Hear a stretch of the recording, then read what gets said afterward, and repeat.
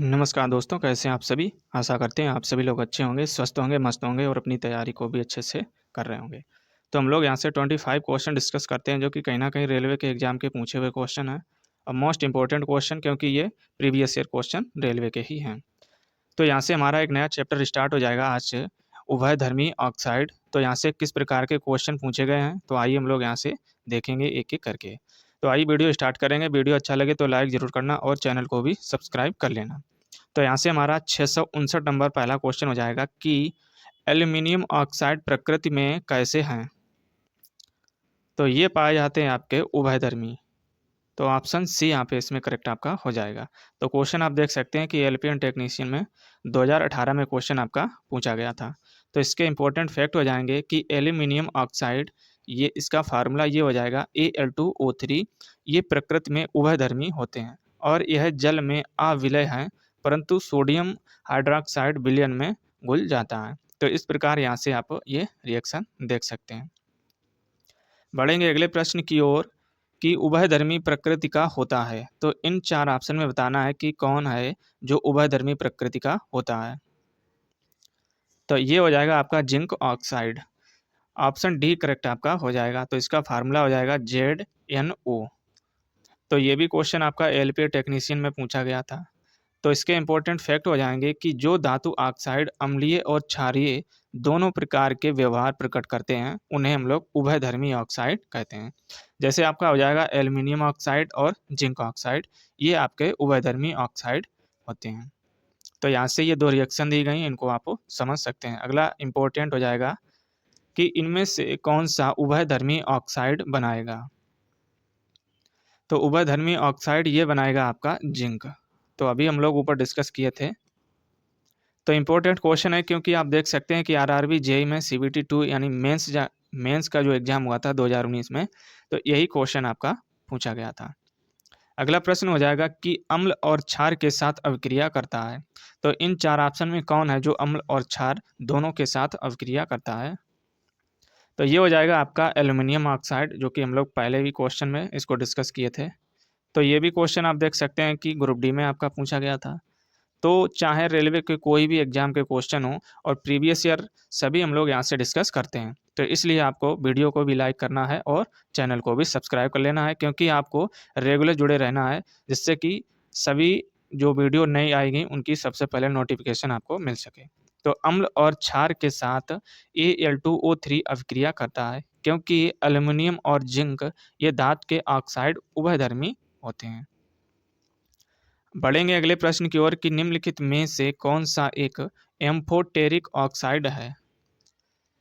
तो ये आपका हो जाएगा एल्यूमिनियम ऑक्साइड। ऑप्शन ए यहाँ पे इसमें करेक्ट हो जाएगा।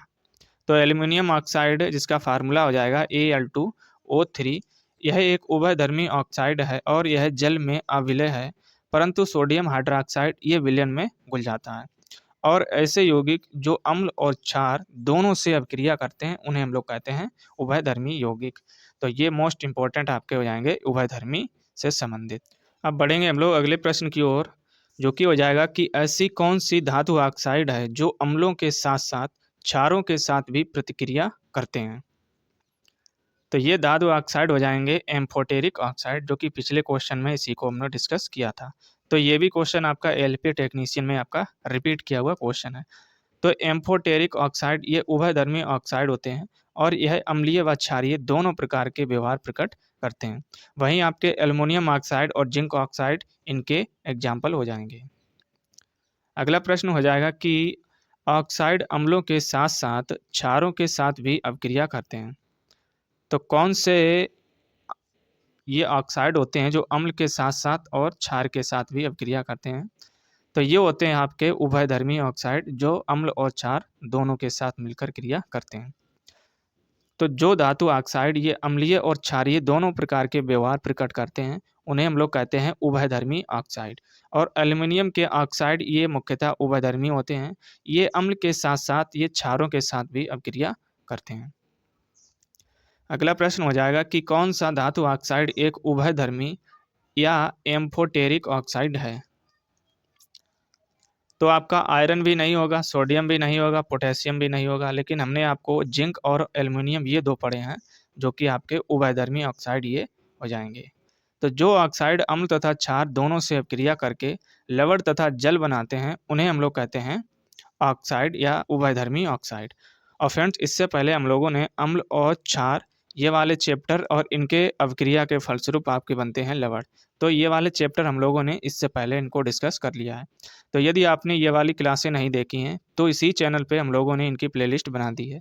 तो केमिस्ट्री की आपको अलग से प्लेलिस्ट बन जाएगी, तो वहाँ से आप एक एक करके वीडियो देख सकते हैं। और फिर इनके बाद हम लोगों ने जो पीएच मान वाला जो चैप्टर था उनको भी यहाँ से डिस्कस किया था। तो ये भी आपको देख के आना है, तब आपको अच्छे से समझ में आएगा।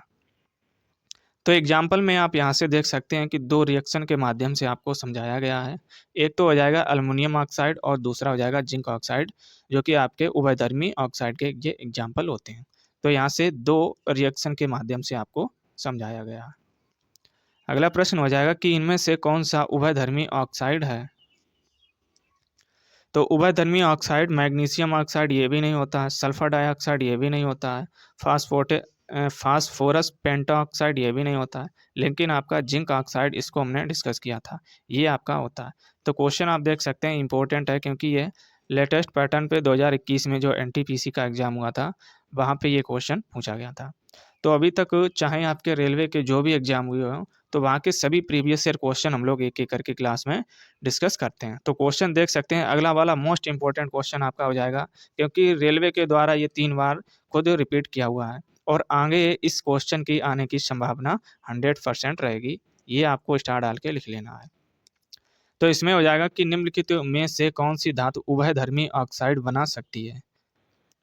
तो क्वेश्चन आपको अभी तक जो भी हम लोगों ने फैक्ट डिस्कस किए थे, यदि आपने अच्छे से उनको डिस्कस किया है तो इसका आंसर मात्र 5 सेकंड में आप लगा सकते हैं। तो कैल्शियम को ये नहीं होता है, सोडियम ये भी नहीं होता है, कॉपर ये भी नहीं होता, लेकिन हमने आपको जिंक और एल्युमिनियम ये उभयधर्मी ऑक्साइड के 2 एग्जाम्पल हम लोगों ने बताए थे। तो क्वेश्चन इंपॉर्टेंट काफ़ी हो जाएगा आपका, जो कि कहीं ना कहीं रेलवे के एग्जाम में 3 बार इसको रिपीट किया गया है। तो उभयधर्मी ऑक्साइड चैप्टर से कुछ इस प्रकार के क्वेश्चन आपके पूछे गए थे। तो अब हम लोग एक नए यूनिट की ओर बढ़ेंगे, जिसका नाम हो जाएगा तत्वों का आवर्ती वर्गीकरण। तो ये यूनिट नंबर हो जाएगी हमारी 10, और इसमें पहले चैप्टर की बात करें, ये हो जाएगा आपका न्यूलैंड का ऑक्टेव नियम। तो ये आपका पहला चैप्टर हो जाएगा। तो यहाँ से किस प्रकार के क्वेश्चन बनते हैं आपके एग्जाम में, हम लोग इनको भी डिस्कस करेंगे। तो इसमें आपका क्वेश्चन हो जाएगा कि न्यूलैंड के अष्टक में तत्वों के बीच आवर्तिता केवल तक देखी गई है, कहाँ तक देखी गई है, ये आपको बताना है। तो ये देखी गई है आपके कैल्शियम तक। तो ये हम लोगों ने अष्टक विन्यास या आपका इलेक्ट्रॉनिक विन्यास क्या होता है, इसको हम लोगों ने स्टार्टिंग में ही जब क्लासें की थी तो उनको हम लोगों ने डिस्कस किया था। और किसका क्या परमाणु क्रमांक होता है, कौन सा तत्व होता है, उसका क्या प्रतीक होता है, ये हम लोगों ने अच्छे से वहाँ पे डिस्कस किया था। तो इनकी भी हम लोगों ने क्लासें डिस्कस कर चुके हैं। यदि आपने ये भी क्लासें नहीं देखी हैं तो इसी आपके चैनल पे प्लेलिस्ट यहाँ पे बनी हुई है। तो केमिस्ट्री की लगभग लगभग हम लोगों ने यहाँ से 29 क्लासें अभी तक अटेंड कर चुके हैं। तो यदि आपने अभी तक एक भी क्लास अटेंड नहीं की है तो आप स्टार्टिंग में जाके इनको एक एक या दो दो करके आप डेली कवर कर सकते हैं। तो इसके इम्पोर्टेंट फैक्ट हो जाएंगे कि 1866 में अंग्रेज वैज्ञानिक ये जॉन न्यूलैंड ने तत्कालीन ज्ञान को या ज्ञात तत्वों को बढ़ते हुए परमाणु भार के क्रम में व्यवस्थित किया था। उन्होंने पाया कि प्रत्येक 8वें तत्व में पहले के समान गुण होते हैं, और उन्होंने इसे अष्टक का नियम भी कहा था। न्यूलैंड के अष्टक नियम में तत्वों के बीच आवर्तिता केवल कैल्शियम तत्व तक ही देखी गई है। एग्जाम्पल के लिए आपका हो जाएगा कि अष्टक के अनुसार लिथियम और सोडियम के गुण समान पाए जाते हैं। नोबेल गैसों की खोज के बाद अष्टक का नियम प्रासंगिक हो गया है। तो ये हो जाएंगे इसके इम्पोर्टेंट फैक्ट। क्वेश्चन आपका पूछा जाए कि अष्टक का नियम किसने दिया था, तो ये एक वैज्ञानिक थे आपके जॉन न्यूलैंड, इन्होंने अष्टक के नियम की खोज की थी। अगला प्रश्न हो जाएगा कि उत्कृष्ट गैसों को न्यूलैंड के अष्टक के सिद्धांत में क्यों शामिल किया गया था। तो ये तत्व उस समय ज्ञात नहीं थे, तो तभी आपको ये शामिल नहीं हो पाए थे। तो ऑप्शन यहाँ पे ए करेक्ट आपका हो जाएगा। तो क्वेश्चन देख सकते हैं ग्रुप डी में आपके लेटेस्ट पैटर्न पे क्वेश्चन पूछे हुए हैं, जो भी अभी 2022 में कोविड के बाद ये एग्जाम हुए थे। तो उत्कृष्ट गैसों को न्यूलैंड के अष्टक सिद्धांत में शामिल नहीं किया गया, क्योंकि ये तत्व उस समय ज्ञात नहीं थे और 1866 में अंग्रेज वैज्ञानिक जॉन न्यूलैंड ने ज्ञात तत्वों को परमाणु द्रव्यमान के आरोही क्रम में व्यवस्थित किया था और उन्होंने सबसे सबसे कम परमाणु द्रव्यमान वाले तत्व हाइड्रोजन से प्रारंभ किया था तथा 56वें तत्व थोरियम पर इसे समाप्त किया था। और उन्होंने पाया कि किसी भी तत्व से शुरू करने पर अगले 8वें तत्व के गुणधर्म पहले तत्व के समान आपको मिलते हैं। अगला प्रश्न हो जाएगा कि तत्वों को उनके परमाणु द्रव्यमान के बढ़ते क्रम में रखकर बनाई गई न्यूलैंड के तत्वों की व्यवस्था में अंतिम तत्व कौन सा होगा। तो यहाँ से आप देख सकते हैं कि जो 56वां तत्व था लास्ट वाला, ये था आपका थोरियम। तो यहाँ से TH यही होता है थोरियम का प्रतीक। तो इसीलिए आपको जो भी पिछली क्लासें आपकी नहीं हैं या उनको अभी आपको छोड़ रखी हैं या छूट गई हैं, तो पहले आप उनको अच्छे से डिस्कस करके आएंगे, तभी आपको ये अच्छे से समझ में आएगा। तो थोरियम का इलेक्ट्रॉनिक विन्यास क्या होता है, इसका परमाणु क्रमांक क्या होता है, इसका प्रतीक क्या होता है। तो आप अब यहाँ से आप ये तो जानते हैं कि थोरियम आपका था लास्ट वाला, लेकिन उसका आप जब तक प्रतीक नहीं जानेंगे तो आप कैसे आंसर लगा पाएंगे। तो इसलिए आपको उसकी द्रव्यमान, परमाणु संख्या और प्रतीक चिन्ह, तो ये सब आपको अच्छे से आने चाहिए। तो इसके लिए हम लोगों ने स्टार्टिंग से ही क्लासें इन्हीं पे स्टार्ट की थी। तो न्यूलैंड ने ज्ञात तत्वों को परमाणु द्रव्यमान के क्रम में व्यवस्थित किया था और पाया कि समान गुणों वाले तत्व ये निर्मित अंतराल पर पाए जाते हैं। उन्होंने तत्वों को 8-8 के 7 समूह में विभाजित किया, जिसे बाद में उन्होंने ही अष्टक नियम कहा था। और न्यूलैंड के अष्टक नियम का पहला तत्व हाइड्रोजन और अंतिम तत्व आपका था थोरियम।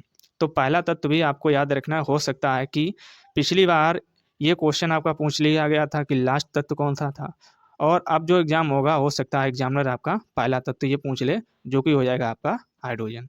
तो इस प्रकार के ये फैक्ट होते हैं जो कहीं ना कहीं आपके एग्जाम में घूमते फिरते रहते हैं। अगला प्रश्न हो जाएगा कि न्यूलैंड द्वारा किन दो तत्वों को एक ही स्लॉट में रखा गया था। तो ये तत्व थे आपके CO और Na। तो CO को हम लोग कहते हैं कोबाल्ट और Na को कहते हैं निकिल। तो ऑप्शन सी यहाँ पे आपका करेक्ट हो जाएगा। तो न्यूलैंड द्वारा कोबाल्ट और निकिल तत्वों को हाइड्रोजन के साथ एक ही तालिका में रखा था और न्यूलैंड ने अष्टक नियम के आधार पर 1866 में एक तालिका तैयार की थी। उनके अनुसार तत्वों को उनके बढ़ते परमाणु भार के अनुसार व्यवस्थित किया जाता था। तो प्रत्येक 8वें तत्व के गुण पहले तत्व के गुण के समान ही प्रतीत होते थे। अगला प्रश्न मोस्ट इंपोर्टेंट ये हो जाएगा कि न्यूलैंड का अष्टक सिद्धांत केवल कितने तत्व तक ही लागू है या किस तत्व तक ये लागू है। तो ये तत्व था आपका कैल्शियम, वहां तक ये लागू था। तो क्वेश्चन आपके ये देख सकते हैं कि रिपीट क्वेश्चन है रेलवे के द्वारा ही। तो न्यूलैंड का अष्टक नियम केवल कैल्शियम तक ही लागू होता है और इंग्लैंड के अष्टक नियम के अनुसार जब तत्वों को बढ़ते हुए परमाणु भार के अनुसार व्यवस्थित किया जाता है तो प्रत्येक 8वें तत्व में पहले तत्व के समान गुण होते हैं। लेकिन कैल्शियम के बाद यह नियम आपका वैध नहीं था। तो आपका कैल्शियम के बाद ये नियम आपका फॉलो नहीं होता है। अगला प्रश्न हो जाएगा कि किसने अष्टक नियम की खोज की और इसकी तुलना संगीत में पाए जाने वाले अष्टक से की थी। तो देख सकते हैं आप अभी तक हम लोग अष्टक नियम जो था इसकी खोज किसने की थी, तभी हम आपको बताते हैं जो भी इंपॉर्टेंट फैक्ट हुआ करें। अगर यदि हम आपको बता दें कि ये इंपॉर्टेंट है, इसको नोट डाउन कर लें, तो उसका स्क्रीनशॉट या नोट डाउन जरूर कर लिया करें, क्योंकि यही जो फैक्ट होते हैं कहीं ना कहीं एग्जाम में यहाँ से क्वेश्चन बन जाते हैं। तो अष्टक नियम की खोज ये की थी आपके जॉन न्यूलैंड ने। तो ऑप्शन डी यहाँ पे आपका करेक्ट हो जाएगा। तो 2022 में क्वेश्चन ये आपका पूछा गया था। तो जॉन न्यूलैंड ने अष्टक नियम की खोज की थी जिसकी तुलना उनके संगीत में पाए जाने वाले अष्टक से की थी, जबकि दिमित्री मेंडलीफ ने तत्वों की आवर्त सारणी के रूप में वर्गीकृत प्रदान किया था। तो क्वेश्चन पूछा जाता है कि तत्वों की आवर्त सारणी की खोज ये किसने की थी। तो ये एक वैज्ञानिक थे दिमित्री मेंडलीफ, इन्होंने की थी। तो ये आपका इंपॉर्टेंट फैक्ट हो जाएगा। वहीं आपके जोहान कैवक बामर, इन्होंने हाइड्रोजन परमाणु की बामर श्रृंखला का प्रतिपादन किया था और अगले वैज्ञानिक हो जाएंगे त्रिक नियम का प्रतिपादन जोहान्स डोवेर रायनर ने इन्हें दे दिया था। तो ये भी आपके वैज्ञानिक थे इंपॉर्टेंट, जिन्होंने त्रिक नियम का प्रतिपादन किया था। अब बढ़ेंगे अगले प्रश्न की ओर कि न्यूलैंड ने अपने अष्टक की तुलना किससे की थी।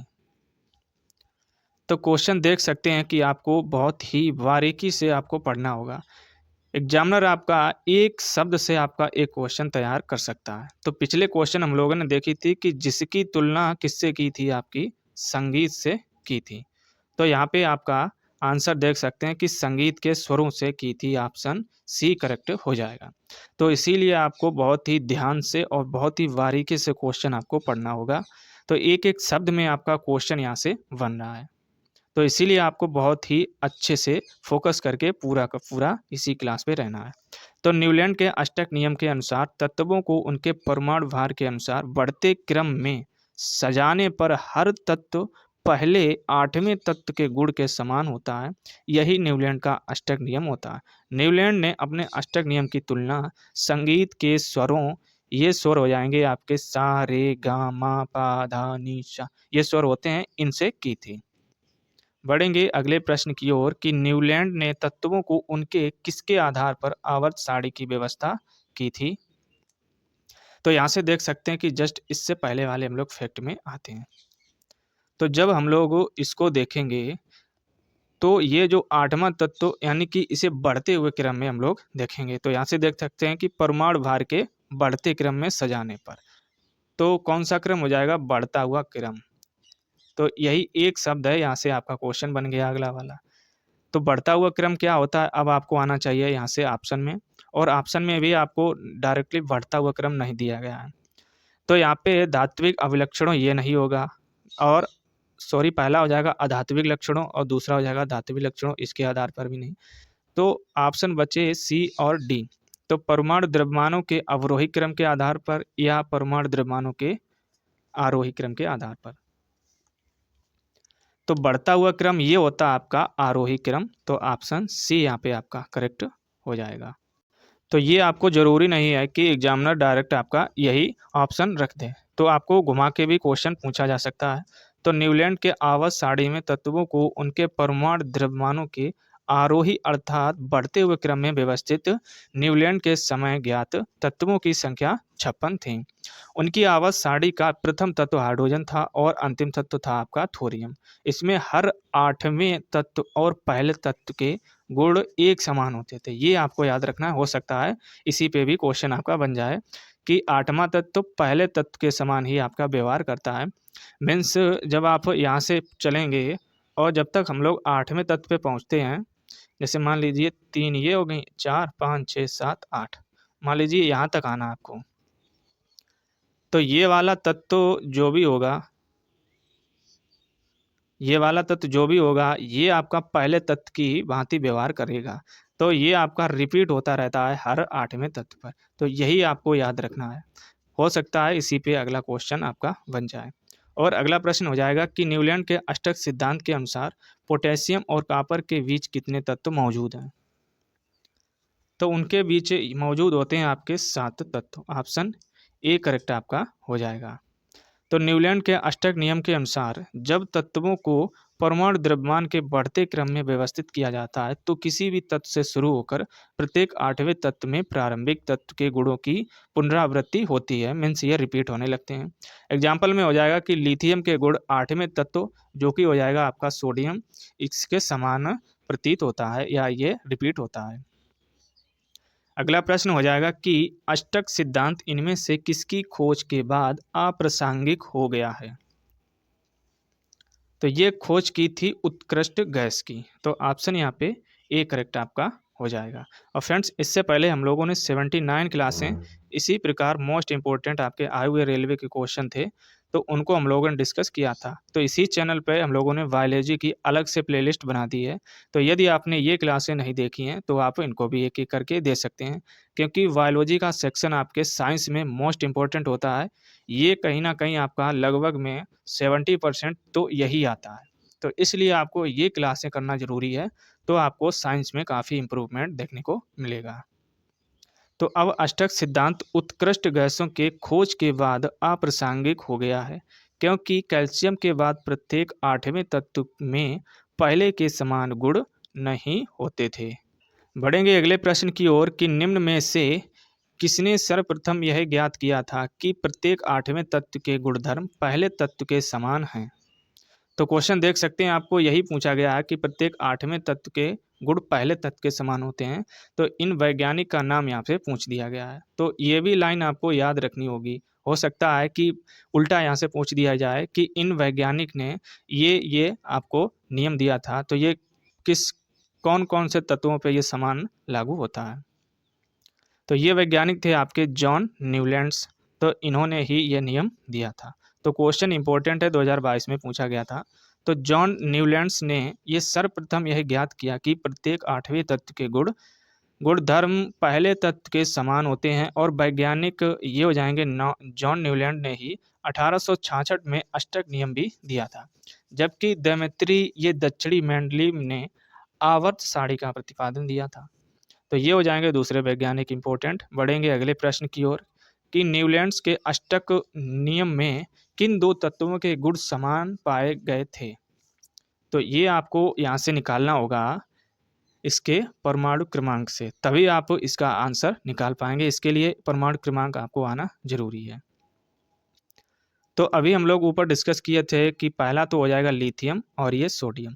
तो लिथियम सोडियम ऑप्शन ए में है, इनके आपके गुण एक समान प्रतीत होते हैं। तो ऑप्शन यहाँ पे ए करेक्ट आपका हो जाएगा। तो रेलवे ने ये क्वेश्चन आपका रिपीट किया हुआ है।